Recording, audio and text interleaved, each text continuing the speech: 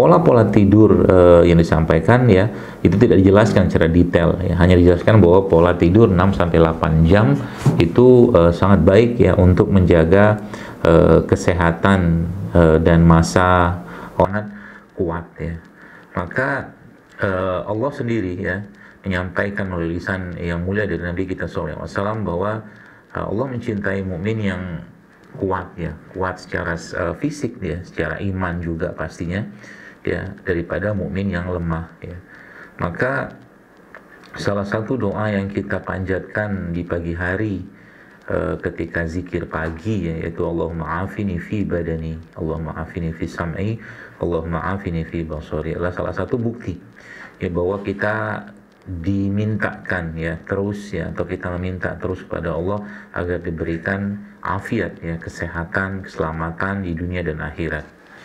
Jadi kata kuncinya adalah ketika hal-hal tersebut tidak dilaksanakan ya, potensinya ada dua ya. Potensi pertama, orang tersebut ya, atau mungkin apa-apa yang Allah dan Nabi kita SAW perintahkan, maka orang tersebut akan berkurang kekuatannya ya.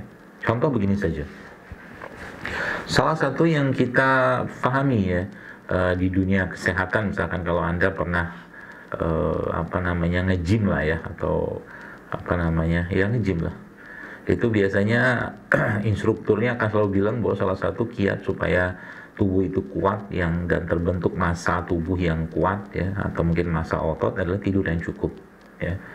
Dan pola-pola tidur yang disampaikan ya itu tidak dijelaskan secara detail ya, hanya dijelaskan bahwa pola tidur 6-8 jam itu sangat baik ya untuk menjaga kesehatan dan massa otot ya.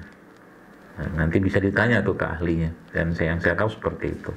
Jadi orang yang mau membentuk massa ototnya ya tidak akan mungkin bisa dapatkan massa otot tadi kalau seandainya tidurnya kurang gitu loh. Jadi ini bicara tentang salah satu keajaiban dari tubuh kita nih, untuk tidur saja sebenarnya panjang banget ceritanya. Itu salah satu contoh saja. Maka ketika kita melihat ke dalam Islam ya, tentunya uswah kita atau teladan kita yaitu Rasulullah SAW sudah memberikan petunjuknya kepada kita semua tentang itu ya. Maka Nabi kita menjelaskan ya dalam sabda-sabda baginda Nabi yang mulia SAW bahwa tidur Nabi SAW itu ya, itu kalau malam ya beliau tidurnya itu habis isya beliau tidur kalau tidak ada hajatan yang lain. Kemudian beliau bangun tengah malam, dan itu ternyata pola-pola tidur yang sangat luar biasa untuk mendapatkan growth hormone atau hormon pertumbuhan yang sangat luar biasa, yang bisa mensupport kalau ceritanya ke massa otot gitu ya, ceritanya ke massa otot. Jadi subhanallah ya, itu salah satu contohnya, atau salah satu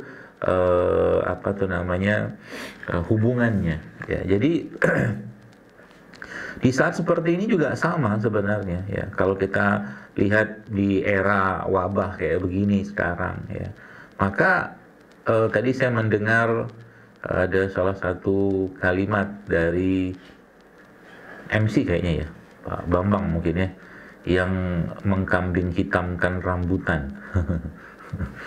Kambing ya sudah lama dikambing hitamkan ya sebagai penyebab kolesterol. Padahal orang kena kolesterol gara-gara makan nasi goreng, gara-gara makan gorengan seterusnya. Lalu makan kambing sekali langsung dibilang kambing kolesterol. Masya Allah ya, begitulah nasib dari agama kita ini. Umatnya sendiri yang kadang-kadang tidak yakin dengan apa yang ada pada petunjuk Nabi SAW. Contoh kambing saja, nggak apa-apa Pak, memang kita kan belajar ya, jadi nggak masalah. Namanya juga belajar ya pasti ada kelirunya. Karena juga saya begitu dulu waktu cerita tentang bekam. Zaman saya masih aktif di dunia kedokteran konvensional sih ya. Itu nggak ada percayanya sama bekam ya. Susah percayanya. Untuk saya tuh sebagai orang yang dididik dengan dunia materialisme ya, itu susah percaya Pak. Maka kalau Anda ngomong bekam ya, ke maaf ya, ke orang-orang kesehatan gitu, aduh nggak masuk di mereka, karena memang bukan pelajaran mereka. Tapi subhanallah ya, kemarin bayangkan saya sendiri memang ada ya teman-teman sahabat-sahabat saya itu yang pengalaman bekamnya itu masya Allah ya. Bahkan kemarin subhanallah ada salah satu sahabat saya itu yang beliau memang sangat-sangat lama sudah berkecimpung dalam dunia bekam. Bayangkan itu dia cerita ya, subhanallah, ada bayi ya, hidrosepalus ya, yang ada dalam janin yang ada dalam kandungan ibu dalam kondisi hidrosepalus ya. Hidrosepalus itu kepalanya membesar, itu subhanallah mengecil dengan bekam ya, maksudnya ibunya yang dibekam. Itulah keajaiban dan kedahsyatan bekam loh. Itu yang pertama. Dia cerita lagi beliau ke saya gitu kan, subhanallah, saya sampai masya Allah nih gimana, nggak masuk akal buat saya gitu kan. Termasuk juga ada pasien hidrosepalus ya, bayi gitu kan, anak-anak lah. Saya itu mengecil lingkar kepalanya dengan bekam. Dia pun nggak tahu bagaimana caranya. Cuman lagi balik ilmu itu ya, tergantung siapa yang mengamalkan ya. Senjata itu tergantung siapa yang menggunakannya ya. Kemarin saya mendapatkan teman saya lah, salah satu ikhwah lah gitu kan, yang konsul ke saya. Jadi masjidnya pada bubar gitu gara-gara imamnya saturasinya menurun, bubar semua Pak, masya Allah gitu kan. Ini apa-apaan ya, saya bilang, gara-gara saturasi oksigen imamnya menurun. Saya bilang ya sudah, antum samperin lah gitu kan. Terus saya kasih beberapa resep, karena saturasinya itu sampai 70% ya kata beliau. Terus saya berikan beberapa saran ini itu segala macam. Itu semua menggunakan herbal-herbal yang ada pada Al-Quran. Dan subhanallah, tadi barusan saya lihat WhatsApp-nya dia. Ya, subhanallah ya, beliau sampaikan saturasi sudah membaik gitu kan, masya Allah, menggunakan konsep-konsep yang ada pada Islam. Ya, subhanallah ya. Jadi sama juga kayak kalau kita bicara Zam-Zam dimasyhuri bala, kata Nabi SAW. Zam-Zam itu sesuai dengan apa yang diniatkan orangnya. Dan sayangnya sekarang keyakinan tidak terbentuk ya, akhirnya pengharapan itu tuh kandas di tengah jalan gitu. Tadi cerita tentang rambutan, kayaknya saya protes nih rambutan. Ini sudahlah kambing, jadi di kambing hitamkan, rambutan pun dirambut hitamkan gitu kan, rambutan hitamkan. Ya. Nggak ada benarnya musim gitu kan. Ya perkara katakanlah batuk-batuk, saya juga masya Allah ya, semoga Allah jaga kita semua ya. Ada sholat lah kadang-kadang samping saya tuh kadang-kadang apa bapak-bapak tua batuk aja lah. Dia bilang kenapa? Kita nggak ngerti konsep Pak sekalian. Nah, sekarang beginilah. Ini saya punya tim sini pada ngekek dengerin Pak Bambang ngomongin rambutan, ketemu abang tukang rambutan disambit Bapak. Nggak ada salah rambutan, yang salah kitanya, tubuh kita ini nggak mampu beradaptasi dengan alam sekarang karena kebanyakan makanan nggak benar gitu loh ya.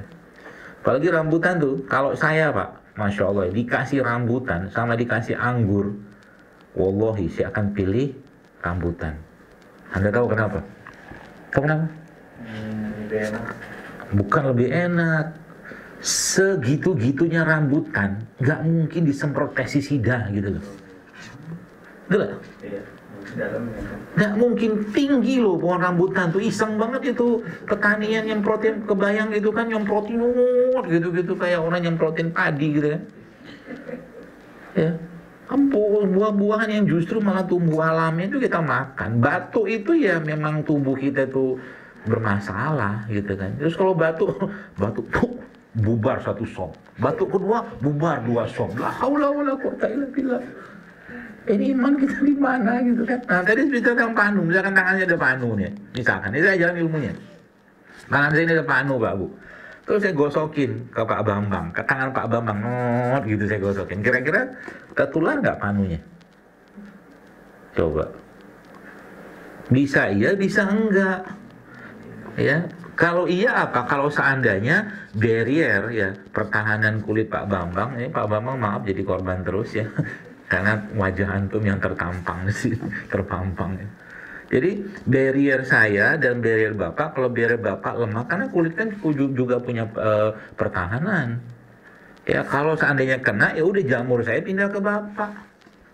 Kan gitu. Tapi kalau seandainya kulit Anda anteng-anteng aja, baik-baik saja, jarang katakanlah dikasih bahan-bahan